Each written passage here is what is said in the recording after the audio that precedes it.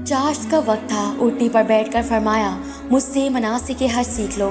मुझे मालूम नहीं कि इस हज के बाद दूसरा हज कर सकूंगा कि नहीं। यहाँ से मिना के लिए रवाना हुए। हज़रत उसामा रज़ी अल्लाह अन्हु साथ बैठे धूप से बचने के लिए चादर ताने हुए थे।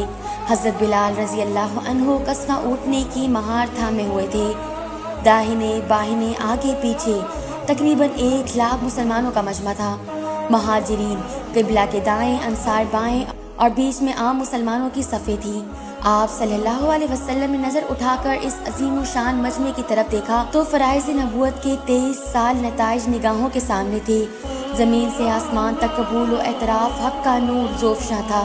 दीवानी फ़ज़ा में अम्बिया साबिक़ के फ़राइज़ तबलीग के कारनामों पर ख़त्म रिसालत की मुहर सब्त हो रही थी और दुनिया अपनी तख्लीक की लाखों बरस बाद दीन फितरत की तकमील का मज़दा कायनात के ज़र्रा ज़र्रा की ज़ुबान से सुन रही थी। इसी आलम में कस्वा ऊँटनी पर सवार होकर रसूल अकरम सल्लल्लाहु अलैहि वसल्लम ने खुतबा दिया। 9 ज़िलहज 10 हिजरी को हुज़ूर अकरम सल्लल्लाहु अलैहि वसल्लम ने वो तारीख़ी खुतबा इरशाद फरमाया जो अलविदा खुतबा कहलाता है और जिसको पढ़कर क़यामत तक मुसलमान के दिल ईमान से मुनव्वर होते रहेंगे। हुज़ूर अकरम सल्लल्लाहु अलैहि वसल्लम ने फरमाया, लोगों मेरी बात सुनो, मालूम नहीं कि मैं और तुम फिर कभी इस जगह इकट्ठे होंगे या नहीं। लोगों, तुम्हारी जानें और तुम्हारे माल और इज़्ज़तें यकीनन एक दूसरे के लिए इस तरह एहतराम के लायक हैं जैसा कि तुम आज के दिन इस शहर का और इस महीने का एहतराम करते हो। तुम्हें अनकरीब खुदा के सामने हाजिर होना है और वो तुमसे तुम्हारे अमाल की निस्बत सवाल फरमाएगा। लोगों, औरतों पर तुम्हारे हुकूक हैं और तुम पर औरतों के हुकूक हैं। औरतों के साथ मेहरबानी और मोहब्बत से पेश आओ क्योंकि खुदा के नाम की ज़िम्मेदारी से तुमने इनको बीवी बनाया और खुदा के कलाम से तुमने उनका जिस्म अपने लिए हलाल किया है। अपनी अमानतों में दयानतदार हो और गुनाहों से बचते रहो। सूद हराम है। आज के बाद मकरूज़ सिर्फ असल अदा करेगा और सबसे पहले मैं ख़ुद अपने ख़ानदान से अब्बास बिन अब्दुल मुत्तलिब का सूद माफ़ करता हूँ। ज़माने जाहिलियत के तमाम झगड़े मिटाए जाते हैं और सबसे पहले मैं ख़ुद रबिया बिन हारिस बिन अब्दुल मुत्तलिब का खून माफ़ करता हूँ।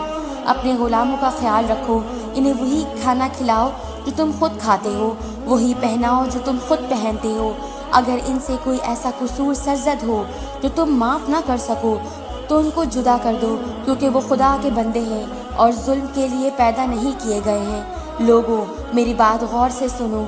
जान रखो कि सब मुसलमान एक दूसरे नहीं दूर ले सकता जब तक वो खुद ब खुद उसे ना दे।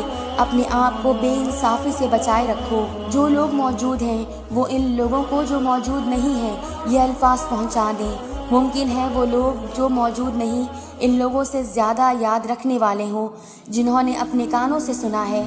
उसके बाद हुज़ूर अकरम सल्लल्लाहु अलैहि वसल्लम ने हाज़रीन से दरियाफ़्त फरमाया कि क्या मैंने तुम्हें अल्लाह ताला का पैगाम पहुंचा दिया है?